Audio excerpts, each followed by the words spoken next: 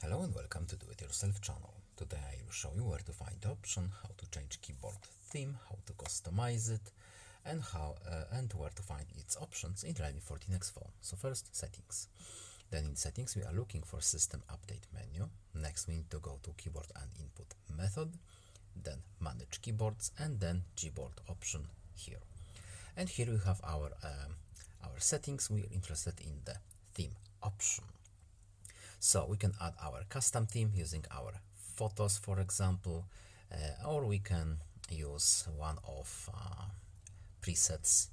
We have darker colors, lighter, and we can change colors as well here with or without key borders if we want to.